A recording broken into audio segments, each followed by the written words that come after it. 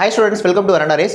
RRB NTPC graduate கான நோட்டிஃபிகேஷனை பற்றி A to Z டீட்டெயில்ஸை இந்த ஒரே வீடியோவில் கிறிஸ்பாக சொல்லிடுறேன். கடைசி வரைக்கும் பாருங்கள். ஸோ எக்ஸாம் நடத்த போகிறது யாருன்னா RRB ரயில்வே ரெக்ரூட்மெண்ட் போர்டு. எக்ஸாமோட நேம் RRB NTPC கிராஜுவேட்.